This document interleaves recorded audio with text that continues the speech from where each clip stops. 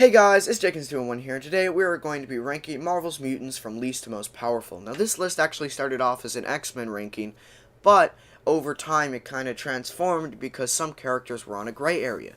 They're mutants, but do they count as X-Men? And I just got so frustrated because I wanted to include some characters because I made some important discoveries that actually changed some of the stuff on my Marvel ranking list. So I'll note those in the video, but so stuff like that just kind of started to get in the way, so I turned it into a Marvel mutant list. But as soon as I opened that floodgate, it became too long. There were like over 200 characters, and I was just never going to finish. So I cut it off at 40. So there's a ton of honorable mentions. So without further ado, let's get right into that with Marvel mutants ranked.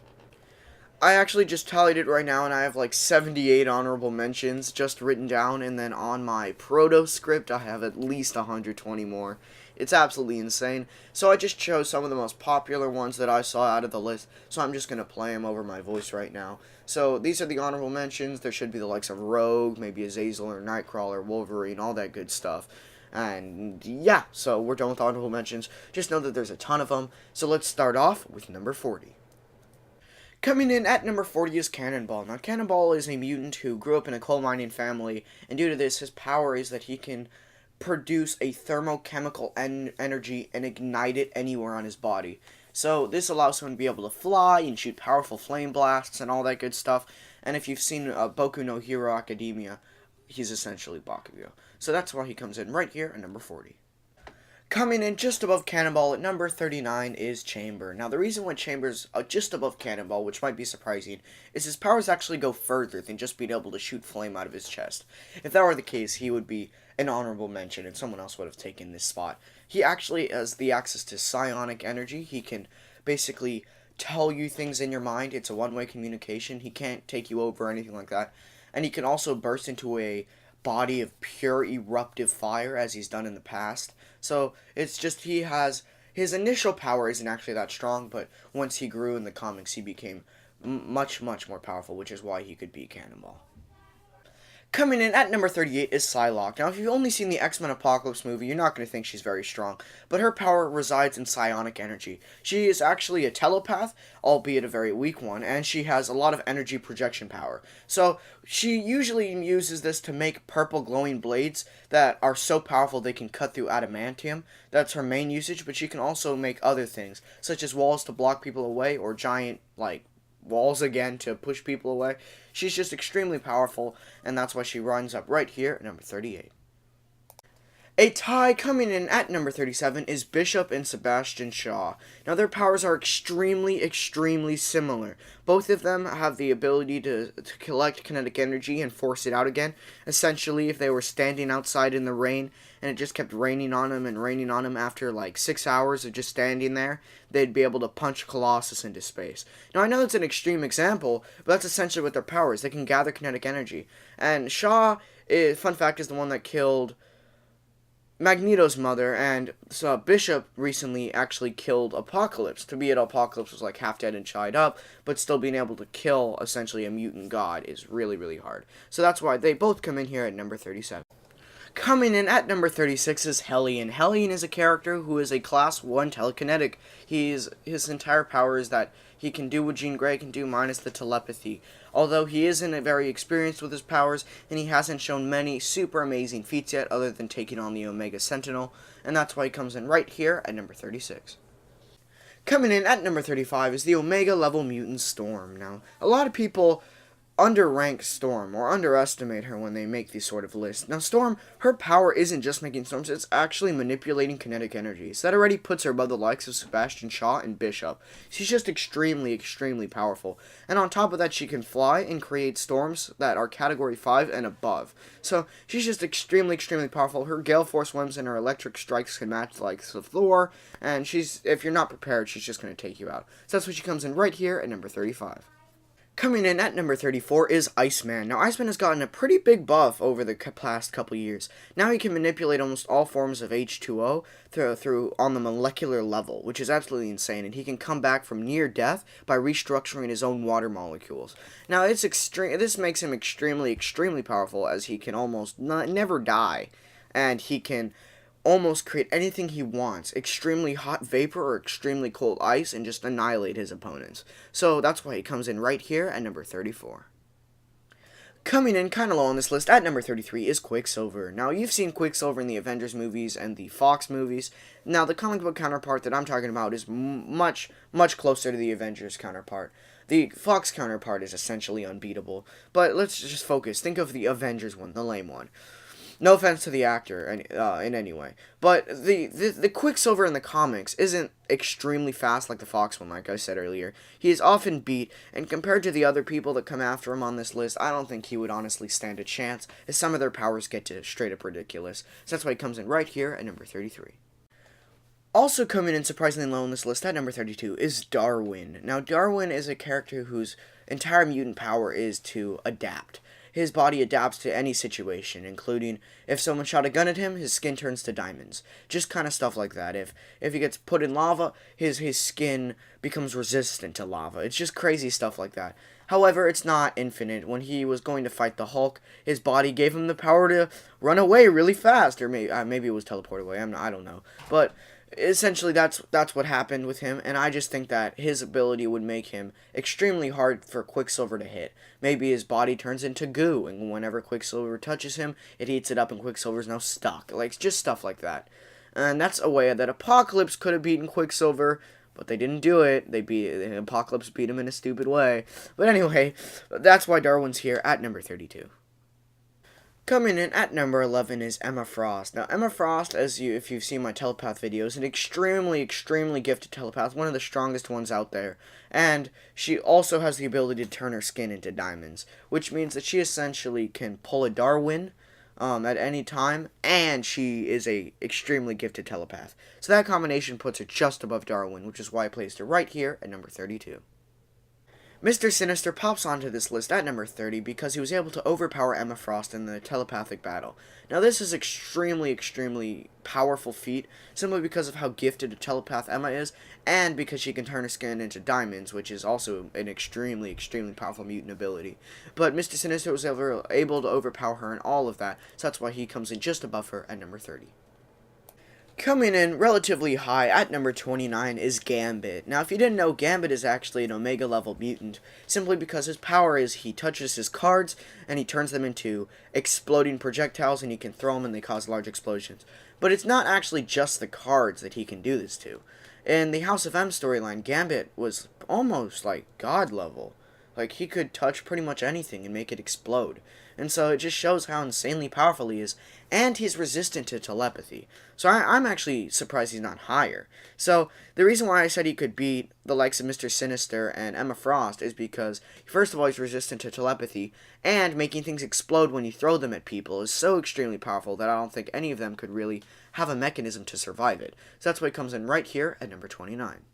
Coming in at number 28 is Charles Xavier. Now, Charles Xavier is one of the most powerful telepaths in the entire Marvel multiverse. However, compared to some of the other people up on this list who are either resistant to telepathy or can match him and have other abilities on top of that, he can't really hold up. If his telepathy gets blocked out, he's just a frail paralyzed guy in a wheelchair. So that's why he comes in right here at number 28. Coming in at number 27, we have a non-mutant. And by the way, Quicksilver is also a non-mutant. He's technically not a mutant. He got retconned out of that. And Juggernaut was never actually a mutant to begin with. So, coming in at number 27, we have the non-mutant Juggernaut. Now, Juggernaut his powers come from Sidorak, who is an interdimensional demon. He's the avatar of Sidorak, and it makes him essentially unstoppable. So he just keeps going, and you can't slow him down. And when he's superpowered, he's even more powerful. This is standard Juggernaut right here. And, this guy is beaten by Thor on occasion, and Hulk, and all those people. But he's also completely resistant to telepathy due to that dome on his head. So that's why he comes in just above Xavier, right here at number 27. So coming in at number 26 is Proteus. Now, if you haven't seen my Marvel ranking Cosmic Entities and Abstracts, Proteus is at the very bottom of that list. Now, he's actually a very weak reality warper. He is the son of Moira McTaggart, and he pretty much stomped most of the X-Men, but was eventually defeated by Magneto. Magneto froze him in place with his magnetic power, since telepathy had a magnetic field around him and Magneto restricted it. and which is why I believe that most telekinetic characters, powerful telekinetics, could actually defeat Proteus. So I actually have an addition to our Marvel Cosmic Entities and Abstract list, and that's from, on this list, numbers 25 through 20 are now stronger than Proteus, but weaker than Doctor Doom. Now, Doctor Doom could beat all these characters simply because he's Doom. He's prepared for anything. His armor resists telekinetic and telepathic attacks. There's nothing any of these guys could do to him. But anyway, so Proteus is right here at number 26 because he is a weak reality warper who can be stopped by a strong magnetic or telekinetic attacks. Coming in at number 25 is Magneto. Now, he's placed here because he's just stronger than Proteus. And Magneto, I know it's not fair to call him this, but he's essentially just a telekinetic for metals. Now, I know his whole power isn't just metal. He's not just ferromagnetic. He's the entire magnetic spectrum in the comic books, which is unlike the movies. But he's not actually that strong. I mean, he's very strong. Don't get me wrong. He could beat most of the X-Men easily. But compared to some of the strongest mutants there are, he doesn't really stand a chance against them. And the same thing goes for Polaris, his daughter. Now, I know a lot of people are saying Polaris couldn't beat Magneto. And I completely agree. But they have nearly identical powers in every way. And Polaris sometimes wears a helmet like Magneto to block out telepathy. So just those two factors, that they both can't be controlled via telepathy, and they both have magnetic telekinetic powers, is why they both rank in tied, not really, right here at number 25. Coming in at number 24 is one of the weaker children of Jean Grey, Rachel Grey. Now, I know Rachel Grey had the Phoenix Force, and she has the whole deal where she contained a black hole with her telekinetic power, which is insane, by the way. But compared to the other children, she's just not quite as strong. So that's why, and she's a telekinetic. So that's why she places in right here, just above Magneto, at number 24. At number 23, we have the mother of Rachel Grey and all of the Summers children, Jean Grey herself. Now, this is Jean Grey without the Phoenix Force. I will get into the Phoenix Force later. I've seen your comments. I will explain it a little bit. So, essentially, she is a telepath. She's pretty strong, almost as strong as Xavier. And she's an extremely powerful telekinetic who is, with telekinesis, about as strong as Magneto. So those two combined, she's just stronger than Magneto in almost any way, and is consistently stronger than her daughter, Rachel. Coming in at number 22 is Cable. Now, Cable is the Nate Gray from the original timeline where he was infected with a techno-organic virus. This limited his powers, although he still is an extremely powerful telepath, telekinetic, and he has a cool glowing eye, and he's a demolitions and an expert marksman. So all of these factors combine and make him an extremely powerful force and one of the strongest mutants. At number 21, we have the clone of Cable, which is Strife. Now, Strife is Cable if he had never been infected with the techno-organic virus, and thus he is extremely powerful. He would tank anyone on this list as he's able to tear people apart with his mind and his telepathy and his telekinesis and all that craziness, and he has the really cool suit of armor that makes him nearly invulnerable. Now, he's all around extremely powerful. However, compared to the next person on this list, he was not that level yet. So that's why he comes in right here at number 21. Exodus arrives at this list at number 20, just above Strife. Now, the reason why he's here on this list is because I didn't find a way that I believe Strife could beat him. Because Exodus is, he has Psychic Leech, which means that if you use telepathy on him or try, he'll slowly drain you of your powers until you have nothing left. He also has telekinetic abilities, which he was so powerful that he was able to take on all the Avengers and all the X-Men at the same time. And he can teleport. And he's durable. He can take on, punches from, supermassive beings. Just crazy stuff like that. So there's honestly, I couldn't envision any way where Strife could win in this scenario. So that's why he's just above Strife at number 20. Coming in on this list at number 19 is Apocalypse. Now, Apocalypse is much more powerful than he's seen in the movies. He has the ability to control his body and completely and entirely on the molecular scale. He can grow, he can make himself made of, different materials. He has abilities from every person he's drained abilities from. He can enhance other mutants' powers. He's just insanely powerful. Pretty much any mutant you see who is a Horseman of Apocalypse has become much stronger than they were before, and that's simply because of his immense power and his celestial technology that he bonded with, which makes him even stronger. So he's often called himself the mutant god, in that he's the god of all mutants, and he considers himself to be a mutant and all this crazy stuff, really, he's just an alpha class mutant that's extremely powerful who bonded with celestial technology. So that's why it comes in right here at number 19. Coming onto this list at number 18 is Vulcan. Vulcan is the third Summer's brother, and he has the ability to manipulate all energy at light speed on a molecular scale. This is absolutely insane. He can beat some minor scale reality warpers. That's just how insanely powerful he is. The likes of Proteus would stand no chance. If their power is any way based in anything energy, he can beat them. So if you counted psionic energy as energy, Vulcan could beat every telepath. It's just kind of stuff like that. He's just absolutely insane, so that's why he comes onto this list at number 18. Arriving on this list just above Vulcan is Mr. M. Now, Mr. M is a character, he's a minor reality warper, and he appeared in the House of M timeline.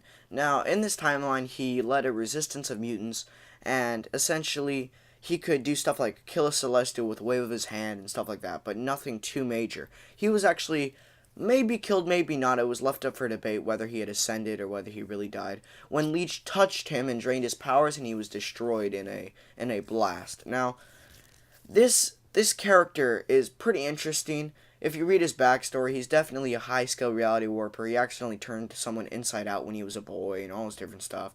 He's just insanely, insanely powerful, so that's why he comes on this list, just above Vulcan at number 17. Popping onto this list at number 16 is Jamie Braddock. Now, Jamie Braddock is the OG reality warping mutant. He sees reality as a series of strings in which he can tug at them and pull them and change it to his will. This is extremely powerful and he got extremely good at it. However, his mental state is what limits his powers and makes him weak. Potentially could be really strong, but he is insane. Fun fact, he actually is the brother of Psylocke and I believe Captain Britain. I'm not sure about the last one. But essentially, his raw power is what gets him here, but the way he uses it is not. So the reason why he couldn't beat some people that are maybe higher than him on the list is simply in the way that he uses his power. So that's why he comes in right here at number 16. Arriving on this list at number 15 is Matthew Malloy. Now, Matthew Malloy was once called the most powerful mutant ever. However, this title does not fit him too well. He is an extremely powerful telepath able to beat the likes of an alternate reality's Exodus and Emma Frost. However, these feats need to be taken with a grain of salt, as this reality's Emma Frost and Exodus could have been extremely weak compared to the 616 reality.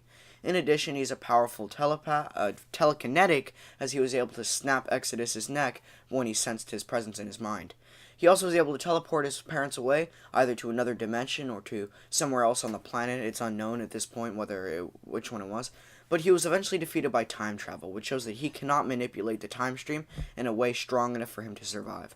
So, all these reasons, it's why I locked him at number 15, as I don't believe he'd be able to move past anyone who's here further on the list. Coming in at number 14 is Gabriel Shepherds. Now, Gabriel Shepherds is a proto-mutant that the X-Men were trying to find to save him from the oncoming threat. However, he was more powerful than pretty much any of them, and when they tried to probe his mind, he probed them instead, and then he threw Colossus out of an airplane window. Now, he's insanely powerful. After this, the X-Men tried using all of their telepathic might and Cerebro to find him, but he simply made a telepathic bubble around himself, and no one could harm him or touch him. And this worked, as no one could find him except for Pixie, who he had bonded with, and he allowed her to find him. Then, when I forget who it was, but some group was fighting the X-Men, and Gabriel Shepherds came along. He stopped time, brought someone back to life, and then defeated the group. It just shows how insanely powerful he is, and it's why he ranks just above Matthew Malloy, as he's able to control time at number 14. Arriving on this list at number 13 is Onslaught. Onslaught is the combined consciousness of Professor X and Magneto, and this consciousness evolved outside of Professor X, and it went and it stole the powers of many of Earth's superheroes, including that of a child Franklin Richards. It then used this power to fight all of Earth's heroes and tried to destroy them all, and it almost succeeded. It took the Avengers, the X-Men, and the Fantastic Four using full power to take down the Beast. It was extremely, extremely powerful, almost as strong as what I would say. Maybe, just maybe, no, not even close, but it's around the level of adult Franklin Richards. That's how insanely powerful it is. Now, another character that would be above Gabriel Shepherds, but I didn't give her own spot on the list, is Tempest. Tempest is a character that can create time bubbles, and she can go back in time and forward in time at will. This is an insanely overpowered power. She could make someone's parents never meet, which is what she did with Matthew Malloy, and thus killed him, and it's just insanely, insanely powerful what she can do. So that's why she places here around this area, although she doesn't have a spot. And Onslaught places right here at number 13. At number 12, we have Franklin Richards. Now, Franklin Richards is the reality warping son of Susan Storm and Reed Richards. He was affected by the Annihilus' cosmic control rod, which is primarily what jump-started his powers. However, he is still classified as a mutant, and thus he is on this list.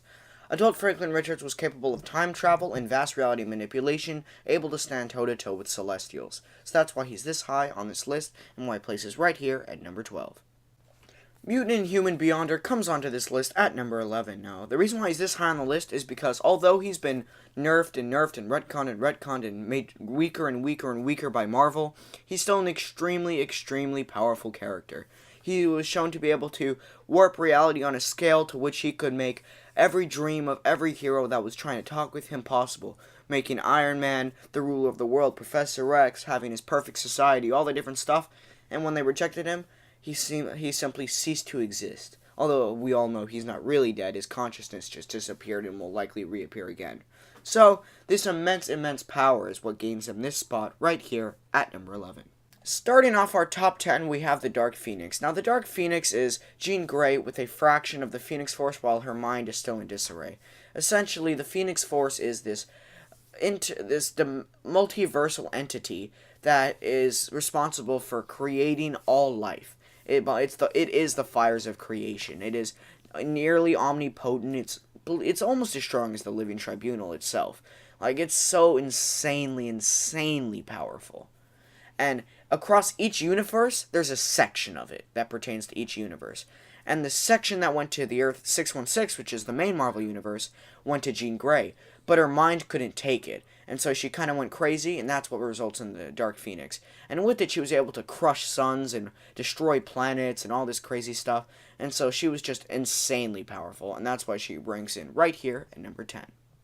Coming to this list at number 9 is Hyperstorm. Now, Hyperstorm is extremely powerful character. He is the son of Franklin Richards and Hope Summers.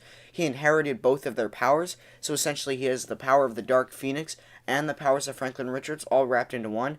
He's approximately as strong as about one universe, so he'd be comparable to Malador from DC, and in the universe he rules with an iron fist. So he's just extremely powerful, and that's why he ranks in right here at number 9. Arriving on this list at number 8 is Mad Jim Jaspers. Now, I know, wait, before you start furiously writing in the comments about how I'm crazy and how Mad Jim Jaspers is an omniversal threat. Hear me out. He is an extremely exploitable weakness. You just have to trap him in some sort of pocket dimension where he can't expand outward, and it's like empty void around him, or you have to place him in an empty void. Two things that can be accomplished if you have enough power. And compared to some of the people that come above him on the list, I just think they could do that. Another way you could stop him is by messing with his mind, and the people above him on the list also could do that. So that's why, just wait me out, hear me out. He's right here. Mad Jim Jaspers places in right here at number 8. Ranking in just above Mad Jim Jaspers is Legion. Now, the reason why I would have usually put Mad Jim Jaspers above Legion, but Braxior11 raised a good point in the comment section. He stated that Legion's personality of Delphic was able to grant people 3 wishes and to know anything in the entire multiverse. But if he's David Haller personality, where he has the powers of all of them and can control himself, he's omniscient. Which I wouldn't give it that far, but he's like nigh omniscient. So you could figure out Mad Jim Jasper's weakness and instantly teleport him to that space where he can't, warp matter anymore, and then he's screwed. So that's why I placed him just above Mad Jim Jaspers at number 7. Coming in just above Legion at number 6 is X-Man. The reason why X-Man Nate Grey, the final version of Nate Grey, and the most powerful, is just above Legion on this list is because of his insane telepathic abilities. He was shown, and all of his other strengths, but mainly just his telepathy.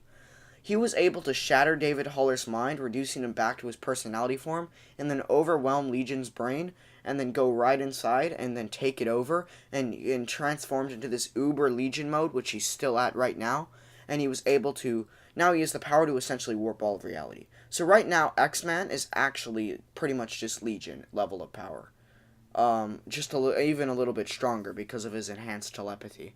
And I guess that means that anyone who's stronger than X-Men in telepathy could theoretically do this, but Professor X hasn't shown the capability to do this yet, even though he's defeated the likes of the Shadow King and all that great stuff.